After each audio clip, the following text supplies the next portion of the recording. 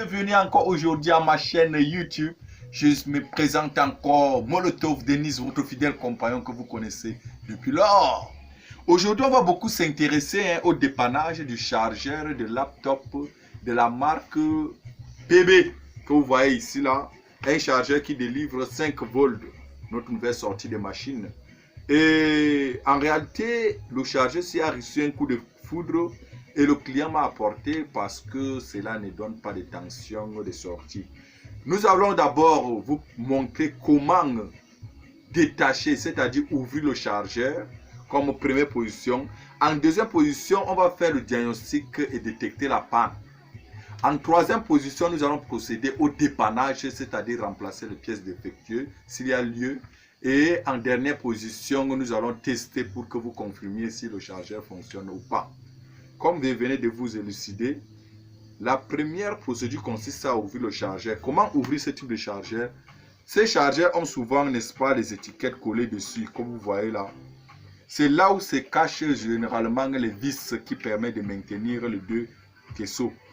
Nous venons tout simplement ici là, nous retirons l'étiquette. Voilà, comme je venais de vous le dire, il y a une vis là cachée en dessous. Nous détachons vraiment soigneusement la vis. Une fois la vis détachée, sans fournir assez d'effort, nous ouvrons le chargeur. S'il vous plaît, ne cassez pas ce type de chargeur. Quand on casse le chargeur, la deuxième procédure consiste à faire le dépannage et détection des pièces défectueuses.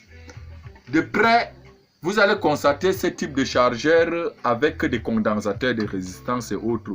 Si je vois ici, parce que voici l'alimentation de 220 volts, une fois, il y a une résistance de protection qui joue le rôle de fusible là, rouge,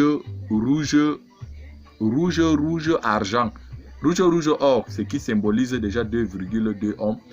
Et nous avons des condensateurs. Parmi ces condensateurs, nous avons au total 5 condensateurs, mais un condensateur est totalement enflé. Si vous observez très bien, le condensateur c'est enflé, ce qui n'est pas bon. Voilà, nous allons d'abord tester pour voir, parce que comme ceci a été soumis à un tonneur, c'est-à-dire une différence de potentiel très élevée, testons voir si le fusible n'est pas coupé, c'est-à-dire la résistance. Oh là là, la fameuse résistance est partie. Et ça veut dire que pour l'instant, nous avons juste la résistance qui est coupée et le condensateur gonflé. Bon, c'est simple. Nous allons retirer.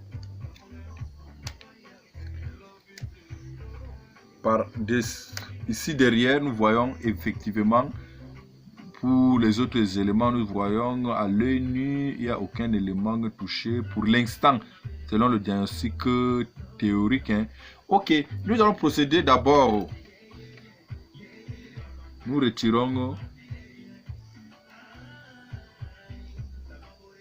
notre résistance. C'est quelle valeur encore là? Nous retirons vraiment la résistance. C'est une résistance de couleur rouge, or 2,2 ohms. Nous allons aussi une fois en même temps retirer le condensateur.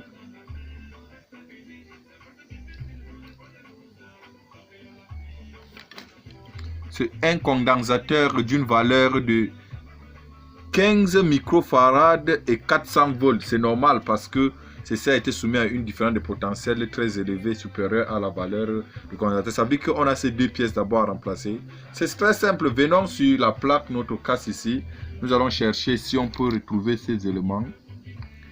Déjà ici, nous avons le semblable de notre condensateur qui est là.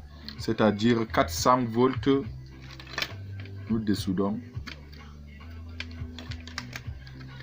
Voilà, on voit la valeur.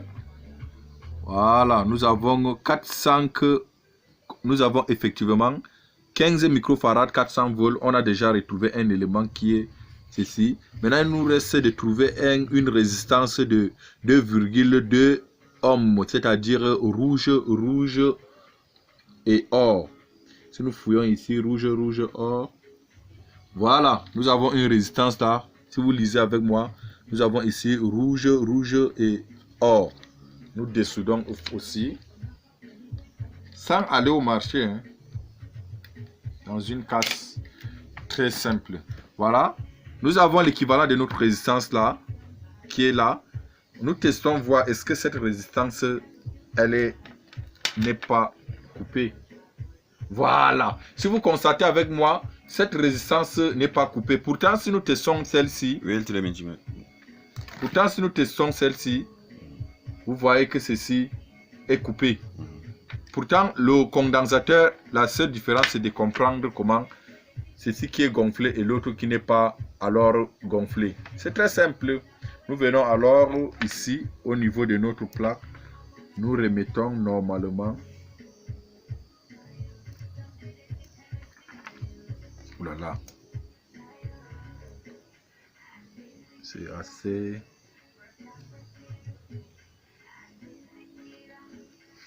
Voilà. Mettons là. Et puis nous allons seulement souder, passer soudure.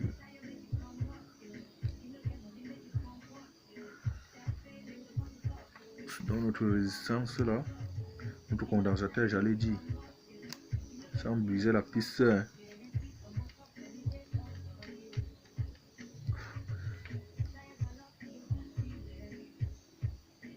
Très bien. Maintenant, prenons notre résistance de remplacement, puisqu'elle joue beaucoup plus le rôle de protection. Effectivement, on ressoudons normalement notre résistance là.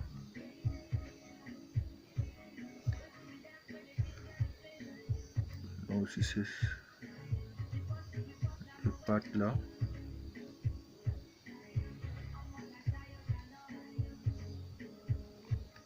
Très bien. Pour l'instant, nous avons fini. Nous allons tout simplement remonter bien le chargeur.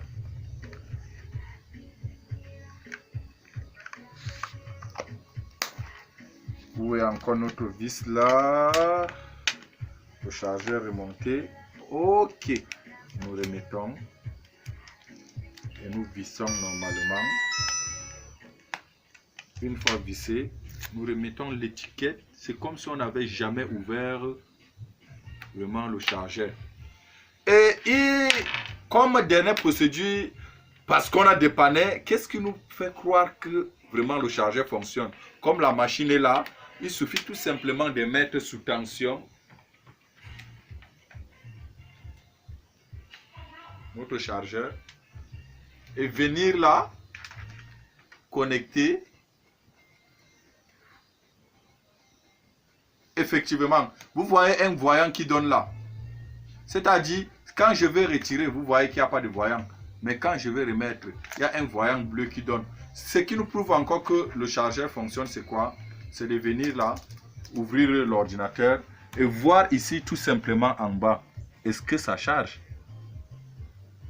Effectivement, vous voyez que l'ordinateur montre que c'est en charge.